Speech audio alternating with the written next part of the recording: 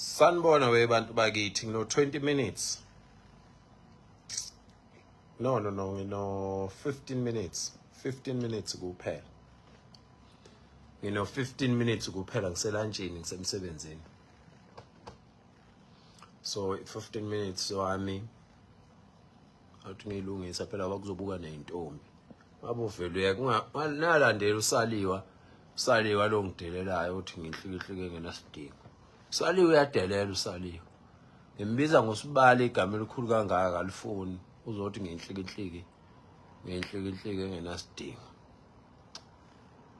Khona ingoma kaMafikizolo edumile. Khona ingoma kaMafikizolo edumile niyayazi bakwethu ngimphendula ngayo ngithi wesaliwa sibali wami ngoba nje uthi awufuna uba usibali wami uthi ngihlikihlike ngenasidingo ngithi ingoma kaMafikizolo entsha ethandwa kakhulu ngoba ngeke ngikwazi ukusho okuningi. Wengane zakwethu ngino 15 minutes bafowethu ngino 15 minutes ngicela bakwazi ukusave ama video ka Facebook ngicela be save le video le. Ngiyacela ngiyazi ukuthi abantu besifazane bayangisupporta bayangithanda Nkosi yami beswele khona nje ukuthi abazi bangangibona phi benginike. Ngiyazi ukuthi niyangithanda nishoda nje ngokuthi anaze ningangibona phi ninginike ngendlela eningithanda ngayo. Nami ngiyanithanda abantu besifazane kodwa ngisacela nje ukuthi nibe khona la niubuke lo live ni like ni share futhi mangiqeda ukuze abantu abaningi bezobona. Weingane zakwethu izwe lethu liya hamba empeleni kudala la hamba. Kodwa singasisave noma singakwazi thina ukubambelela esifundazweni sethu iKwaZulu Natal. iKwaZulu. Ngiyazi ukuthi baningi abantu bala KwaZulu abagcwele zonke indawo. Ngisacela thina abantu abangamaZulu ngesime bafowethu ukuzama ukuyifaka kuwo wonke umuntu okhona emhlabeni. Ake sime nje ngokuyifaka balungile abantu bakhona beTswana akhona amaXhosa akhona amandiya akhona belungu khona wonke umuntu. Kodwa akusho lokho ukuthi siphoqekile bafowethu ukuthi yonke into esiyenzayo noma sikhuluma sekuyofuna ngaso sonke isikhathi siqale sicabange bona ngaphambi kokuthi sikhulume. Ngicela niyisave le video bafowethu. Ngicela niyisave le video le. Ngoba wonke umuntu ongumholi njengamanje mayefuna ukuthi enze into yakhe into ayenzayo uqala uhlasela amaZulu. Kunomholi la ohambe waye eNigeria. Khuluma nabantu base Nigeria ukuthi guys eSouth Africa kuyabheda sizoboshwa umkhwanazi uphume impi yokusibopha thina abantu esidayisa ama drugs singabaholi. Wahamba lo mholi waye Nigeria wafika eNigeria eyoyicelela inhlala kahle khona ukuthi makwenzeka kushuba eSouth Africa uzokwazi yena ukuthi abaleke aye eNigeria okokuqala. Okwesibili ubeyothi uma kwenzeka kulento yama drugs kushuba ngicela nazi ukuthi mina ngiyanisupporta ngiyocela ukuthi nisuse impi eSouth Africa. Ilokho abekiyele elokhuza eNigeria yokuthi ufuna abantu base Nigeria begoloze la eSouth Africa ukuhamba ukuze kuzosuka impi yomkhaya kube ngazuthi thina ama South Africans silwa nabantu bokufika silwa nawo wonke umuntu kuhambe kuye kwi-International Human Rights Commission kuthiwa abantu base South Africa balwa nabantu benzani bafowethu.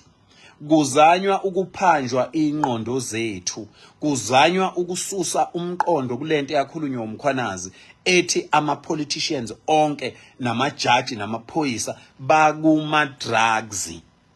Even yena lo mholo obeye eNigeria ukuma drugs ubhema wona ama drugs udayisa wona ama drugs ube ngumngani nabo bonke laba abantu ababoshwayo nabavela ngeindaba ezimbi umngani nabo ngaseso waye umngani ngokuvulelekile nabanye. Ake sivula amehlo weinsizwa Nkosi yami zinsizwa bafowethu ake sivule namehlo weingane zakwethu. Ake sivikeleni okungenani bafowethu ake sivikeleni iKwaZulu Natal. Niyabona njengamanje bafowethu into efidinga kwenziwa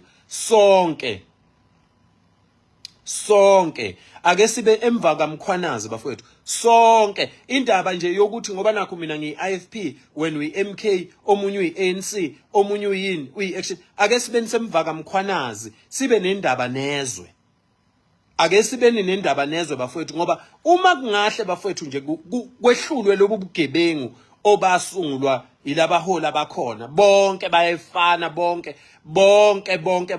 bayefana bakwethu ubobabona ngoba mawenza izinto ezizokwakha isizwe akekho ufuna ukuxhasa bambalwa abaholi nje okungenani ngisho nangamazwi abafuni ngisho ukuxhasa ngamazwi uma umbona la ufuna ukushutha nawe ufuna umposte kodwa umuntu ucela usizo ngasese akafuni ukukunikeza usizo so bafowethu asiyekeni niyabona ingane zakwethu weingane zakwethu ngicela mina bafowethu sibe nendaba nezwe ake sibe nendaba nezwe bafowethu ake singalutheki kuze ukhetho ngonyaka ozayo bafowethu kuze ukhetho ngonyaka ozayo niyawabona amanye amazwe ukuthenzana amanye amazwe ayayilungisela oBurkina Faso kwasuka nje indoda emphakathini yathi lona izwe la iyalwela manje uyabo yonke lento esiyenzayo yokufundisa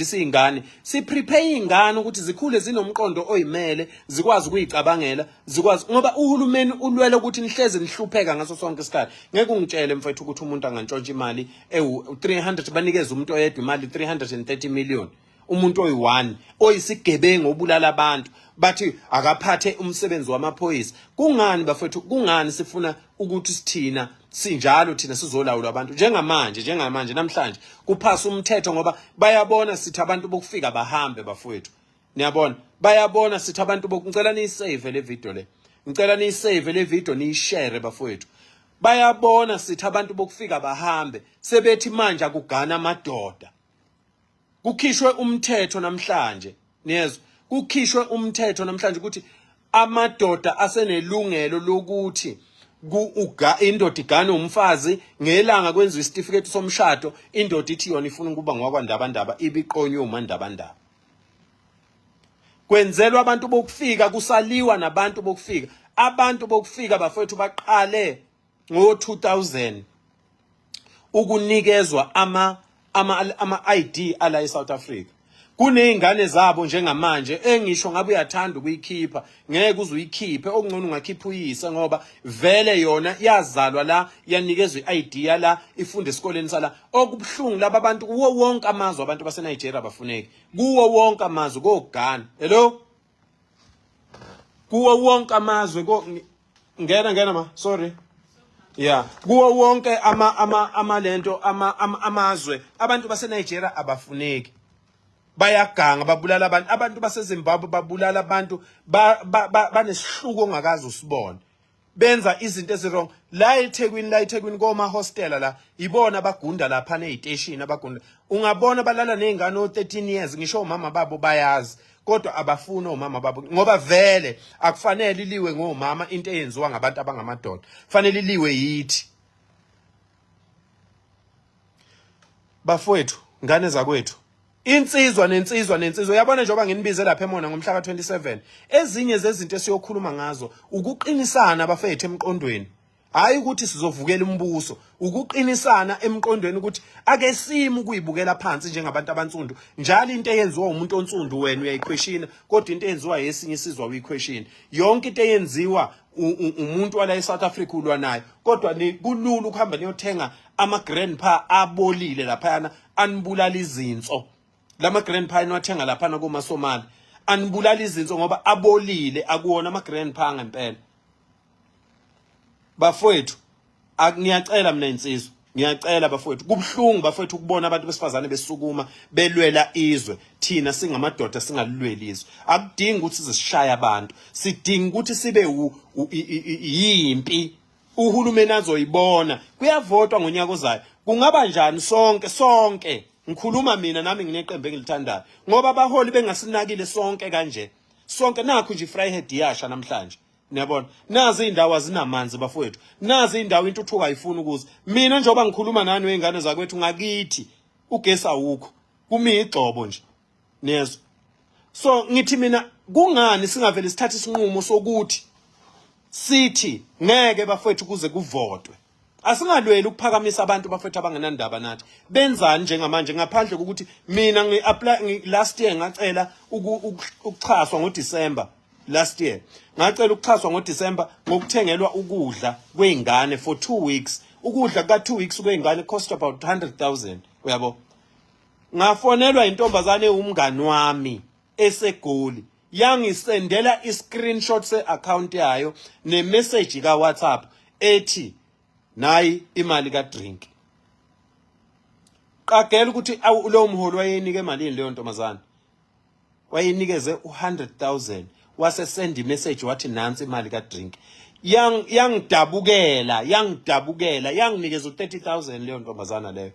Yanginika u30,000 kuleyo mali. Yangidabukela, ayizange ijabulele ngisho kuyijabulela leyo mali because ineqiniso lokuthi yebo as much as ijola nalo mholi. Kodwa iqiniso lithi mina ngendlela engenza ngayo ku-IFP kufanele ngabe abaholi be-IFP bonke bayawaxhasa ama-initiatives engiwenzayo. Anginandaba ke weingane zakwethu, mina ngiphila iqiniso mina.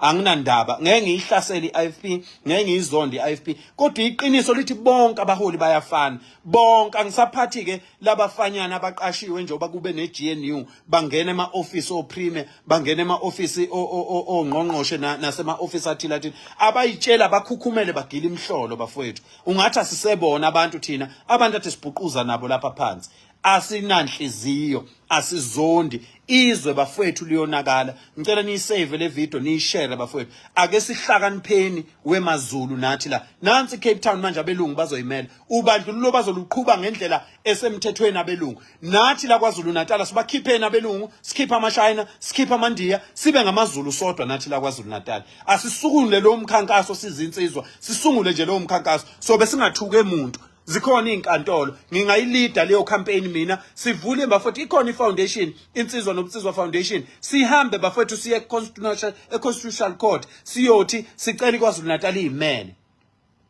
sinothe ngokwanele KwaZulu Natal singaba yizwe nathi sisodwa sike sikhohlwe uhulumeni ayikho into ayenzile ngaphandle bafethu lapha eSouth Africa kubantu abawu 68 million kubantu abawu 68 million la eSouth Africa bafowethu abawu 42 million abasebenzi lizoyaphizwe kanjalo kuvalwa zonke izinto kuvalwa yonke into engumsebenzi kumuntu kuthathwa imali kuthengwa ngayo ama drugs make kwamanje ama drugs bese asikwazi ukunikezela singamadoda bafowethu asikwazi ukuthi sivume singamadoda ukuthi sithi thina siyabona ukuthi konakele sixoxe ngokuthi konakele ingabibikho imizamo esiyenzayo niyabona njengoba ngasukuma mina ngathi mina akuqeqeshwe ingane ezincane abelungu bafowethu kunendawo okuthiwa iOrania kunamaplaza bafowethu lapha koMpumalanga nakoGoli amaplaza okuthatha ihour ukungena kulona uphuma ngapha ungena ngapha uyophuma ngale kulawo maplaza abelungu baqoqa ukudla babeka ukudla balinde nje ukuthi behleleke kahle babe nama university abo they are conducting a study yokuthi ukudla okuzobathatha u10 years kungaba ukudla okungakanani niyezwa kuzosa ngelinye ilanga la eSouth Africa kungekho ngisho ukudla ezitolo abelungu beqoqe konke ukudla bakufake lokhuzeni baqoqe konke ukudla bakufaka ezitoro zabo njengoba bebhizi bakhande amabhanka emaplazini abelungu amaplaza abelungu abawathatha kubantu abamnyama abelungu amaplaza bawabiza ngama private property even iphoyisa lase South Africa alivumela ukungena lapha yana bagila imkhuba lapha ngaphakathi abelungu banquma abantu lapha ngaphakathi babaphakela izingulube bonke laba bantu bakithi abalahlekayo abamnyama bayaqotshwa bephakelwe izingulube kumanje kuthiwa kusukela ngonyaka odlule 2024 kuze kuzofika manje kuthiwa kunamatele asivumelekile thina ukudayisa izinkomo kodwa manje inyama iphele emabhusha iphuma yaphi lenyama esamabhusha siqeda ukuthola manje ukuthi kunenyama eyi-influx engene emabhusha okuthiwa inesifo inesifo leyo nyama abantu abamnyama within 3 years bazobe beguliswa ile nyama njoba kuvalwe izinyama zabantu abamnyama kuvalwe abantu abamnyama ukuthi bedayisela nenkomo abelungu benza leyo nto leyo abaholi bethu bayayazi lento bafowethu abanandaba nathi abaholi abanandaba nathi niyezwa niweyingane zakwethu bonke abaholi bawo wonke amaqembu abanandaba nathi ake sibe nendaba nezwe thina siyithi abantu yithi esiphethizwe yithi esiphethe amandla asibe nendaba nezwe bafowethu niyezwa bafowethu ngiyanicela mina bafowethu sizofa sibulawe uyabona mangabe lento izosetshenzwa umkhwanazi isetshenzwe uJacinta isetshenzwe ilento inkosazana eyedudula isetshenzwe abantu abambalwa bazobulawa labo bantu labo isizwe sonke asisebenze lento bafowethu isizwe sonke sevani le video ni lonke leli viki bafowethu asi share le video le umholi uhambe waye eNigeria eyoyibekela isikhundla sokuthi uma kwenzeka kumbhedele eSouth Africa yena uzohamba eNigeria 2 wabe eNigeria eyela ukuthi uma sivuka thina la eSouth Africa bazokhanda icivil war impi yomkhaya bese kuba ngathi thina silwa sodwa singabantu abamnyama noma thina sihlasela abantu abamnyama ibisiya kwi-International Criminal Court kuthiwa abantu abamnyama noma i-certain ethnic group iyona ehlasela abantu bafowethu yindlela okukhandwe ngayo njengoba kuthiwa kuthathwa amadocket kumkhwanazi kuthi umkhwanazi akeze eParliament angithi kwenzelwa ukuthi umkhwanazi azo implicate abantu eParliament which is wrong bafuna ukumenzisa iphuzu ngamabomu uyabona bafuna ukumenzisa iphutha ngamabomu umkhwanazi bafuna ayo implicate and same mholi lona obekade ehambile eyovumelana nabantu bokufika ukuthi abahlale ngenkani eSouth Africa uyena lona ufuna umkhwanazi aye eParliament ufuna ukufika eParliament ambuza ukuthi ubani owawukhuluma ngaye ukuze lo muntu azosho igama once washo igama umkhwanazi lo muntu azombiza ngegama will sue the commission when the person sues the commission then i-commission ayinawo amandla okubopha umuntu i-commission iya suggesta nje iya-presenta nje ukuthi nanku ama-recommendations esingawaphakamisa thina ukuthi lokhu nalokhu kufuna ukwenziwa uma ngabe i-commission ayizukubopha umuntu akekho umuntu ezombopha into edinga ukwenzeka njengamanje njengoba ubona befuna ukuthatha amadocket wake wezwapha umuntu ongasili iphoyisa ethi ufuna ukuphatha idocket lecala inkinga bafuna umkhwanazi njengoba bethi akaqale eParliament bengafuna aqale elokhuzeni ku-commission yingoba bafuna enza amaphutha okubiza abantu ngamagama kwi-commission and then the same people will advise those people to sue umkhwanazi so that izwe lizothi abakhokhi bentela bakhokhela amamiliyoni bakhokhela abantu umkhwanazi ababiza ubufakazi bungekho abaqale beboshwe abantu ngaphambi kokuthi umkhwanazi aye eParliament aqale kuboshwe abantu ukuze kube necala kube nedocket eliqondene nomuntu so that umkhwanazi mayikhuluma ngomuntu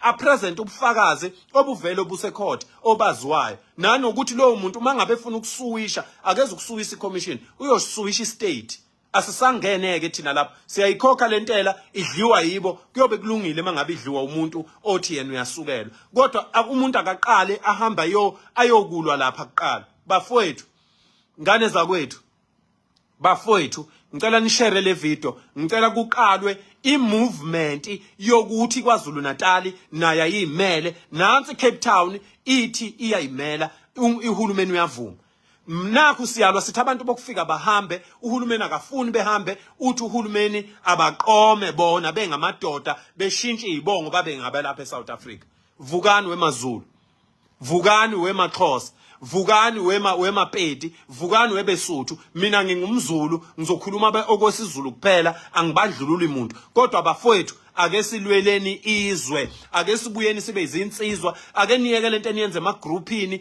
okuthukana nabantu besifazane okulibala ukuthukana nabantu besifazane kunezindaba ezimqoka ezinzima ezibuhlungu ezenzeka kuleli lizwe ake niyeke nje indaba zokwethukana ngo-social media ngoba abelungu bayicreate ngamabomu lento abelungu baqale banqaba notshwala babona ukuthi mabeninqabela notshwala niba disciplined niyaqonda kubuya le yanto enaniyifundiswa ushaka babudedela utshwala naqala naba izidakwa naba izibotha nasala ingane ezidakiwe wonke umuntu udakiwe kudakwe ngisho umkhulu wakho baqale baphinde banqaba nezibhamu babona ukuthi njengoba benqaba nezibhamu banenza nihleleke ningabantu abansundu nihlela nina spiritually ukubhekana nezimpi banikeza izibhamu namhlanje nidubulana emini nidubula amantombazana nidubula wonke umuntu nenza yonke into anihloniphi namhlanje banikeza usocial media namhlanje unikeza umuntu wesilisa ozalwa nentombazana ozalwa umuntu wesifazane ukuthi atshele umuntu wesifazane obene miscarriage ukuthi uphunzile namhlanje social media unikeza umuntu wesilisa unikeza umuntu wesilisa amqalile wamsukela. Namhlanje ukwazi ukuthi umuntu wesilisa kumuntu wesifazane athi kumuntu wesifazane uphunzile. Akusho akubhale kubonwe umhlaba wonke ukuthi umuntu wesifazane uphunzile. Bafowethu, asisukume manje, akusukunywe manje kubhekwane nendaba kahulumeni, akuvotwa ngonyaka ozayo. Abaholi bayefana bonke. Abaholi bayefana bonke bafowethu, bonke ungcono mayingakangena esikhundleni. Bonke abaholi bayefana. Ngeke ungitshele ukuthi abantu abayizigayigayi kangaka njengathi abalwela izinto kungani bengaxhaswa abafowethu uma benza izinto. Yingoba abaholi bayefana, asikho isidingo sokuthi sibazonde, asizalwa yibo. Asikho isidingo sokuthi sibazonde, asilweleni izwe. Sesilinde kakhulu bafowethu from 1994 abantu beshintshana ezikhundleni, beqamba amanga, benza yonke imihlangano, bephasisa imithetho engamasimba. Namhlanje bafowethu izwe liyaphela izwe. Liyaphela izwe. Maninganakile sizophapha masingenawo amakhaya. Amakhaya azothathwa abantu bokufika. Sicela ukuthi bafethu KwaZulu Natal imele. La KwaZulu Natal akuphume emlungu, kuphume India, kuphume iChina, kuphume wonke umuntu, kusala umZulu la KwaZulu Natal. Yizwe lo baba mkhulu leli abazange bafike nanhlabathi la, ababuyele kwala kuba bebhidliza yonke lamabhilidi agcwele emadolobheni. Asiwadingi. Asiwadingi mabethi nje banamabhilidi bangamane bewabhidlize behambe ngoba asiwadinga wasisizi ngalutho. Kunomuntu ongakaze afike eThekwini namhlanje oneminyaka ewu30 ongazange afike eThekwini. Uphila kanjani lo muntu mangabe siphiliswa yilezi zinto ezigcwele lapha emadolobheni? Ngoba baphila ubugebengu abaholi bethu. Abantu abadayisa ama-drugs weingane zakwethu kulelizwe, amaphoyisa, abaholi, abameli, kudliwa yonke into nje ukuthi ethi imali ethinta umuntu okufanele umuntu ohluphekile kudliwa yona. Asimuso bafethu, ngiyacela bafowethu, asisho ukuthi akusuka impi, sithi sicela ukuthi sihambe nathi siyoyicelela ukuthi izwe lethu akube ngelethu, ngoba naba abelungu bayakwenza. Abelungu bane oranje okuyizwe labo. Nansi Cape Town, Western Cape bayayithatha namhlanje bathi iyayimela, okuyumama wobandlululo lapho kwafikela khona abelungu okuyibona abaxhaphaza leliswe njoba linje. Namhlanje bathi bayalithatha bafuna kube ngelabo bodwa, and uzolusa ubandlululo uzoqhuma lapho. Asikwazi bafethu ukukhonza abantu la KwaZulu Natal kunoChartworth abagcwele amandiya abulala abantu every day, abayibiza ngobani unit, babulala abantu every day. Akekho umuntu onendaba naleyo. Abantu bakithi bafiswa kwempukane la, kodwa sikhona singamadoda bafowethu. Asimusa ukuvuma lezi zinto lezi. Asimusa ukuvuma lezi zinto. Ngonyaka ozayo akuyiwa okhethweni uma uhulumeni eqhubeka kanje. Lento eyenzeke eFriday isazokwenzeka kuwo wonke amadolobha. Lizobhubhiswa kuyothi koshaya uDisemba liyobe limnyama lonke leliswe ngoba abafuna abaholi ukusihlonipha. Ayikho right lento le. Ukhona nje obukayo umholi lapha njoba ngikhuluma uyafa ukuhleka uthi awubuke naso isiphukuphuku, kodwa lapha hleli khona uhleli ngamavote ethu. Asimusa ukuvuma bafowethu, singamadoda. Ake kuyekwe lento yokwehlukana ukuthi khona umuntu waselokishini, khona umuntu wasemakhaya, khona umuntu onesibhamu, khona umuntu ongenaso isibhamu, khona umuntu ophatha induku, khona umuntu ongayiphathi induku, khona utsotsi, khona insizwa, khona sizinsizwa. Masingamadoda sizinsizwa zonke, awukukhethi lokho. Muzala unamasende uyinsizwa, ungayithambisa kuhamba upetezela la njenga sowayeka konje uZulu boyfriend. Mngani wami Zulu boyfriend usewaqonda ke, ngamkhuza ngamtshela yeka lo dodo owenzayo, uyabo wawuyeka. Webafowethu ake silweleni izwe, asilweleni izwe, asilweleni izwe. Akukho akulona icala ukulwela izwe, akusili icala ukulwela izwe. Lezi zinto ezenzakayo ziyiphutha, zimbi, zirong, zidinga ukuthi siyilwise. Kahleni bafowethu, kahleni. Baba noba nilibona izwe linjena bafowethu, niyalibona izwe njoba linje. Kunabantu abansundu abasuswe emhlabeni yabo eyayinamathuna okhokho babo. Kunemndeni okungalungi lutho kuze kube namhlanje ngoba belungu basusa abantu ngenkani, babashisa amaliba. Lawa bona basiphoqutha sambe siyokhumbula uJesu njalo, kodwa thina sikwazi ukuyokhumbula okhokho bethu. Khona abantu abangazi ithuna likakhokho wakhe likuphi ngenxa yabelungu. Asikwazi ukuthi bezohla umhlaba la eSouth Africa bazange befike nawo bese kuthiwa thina sizothula sithi du. Hayibo papa yini sengilate ukuthi ngibuyele emsebenzini, bekufuna ngibuyele ngo22. Iyangigulisa le ndaba. Nazi indaba zokukhulunywa, emagroupini. Not yonke le nonsense eniyenzayo yokwethukana, nokuthuka amantombazana, nokuthuka abaculi, nokuthuka yonke lento lena. Musana ukulibala usocial media uzontshontsha imiqondo yenu. Social media uzontshontsha imiqondo yenu, akuhlanganiswe kuhlanganiselwe ukuthi kuyiwa kanjani phambili, kuyiwa kanjani kuyolwela iKwaZulu Natal. Mina ngingawuhola lowo mkhankaso loyo. Lo mkhankaso ngoba uzukubulala umuntu, ngingawuhola lo mkhankaso ukuthi iKwaZulu Natal ayimene. Akhona amakhosi, siyohambe siyokhuleka emakhosini, asinike isibusiso sokuthi asisukumele leyona, ngoba siyobe sisukumela wona. Hey, ezondi inkaba ibambe khona. Hayi, ngeke.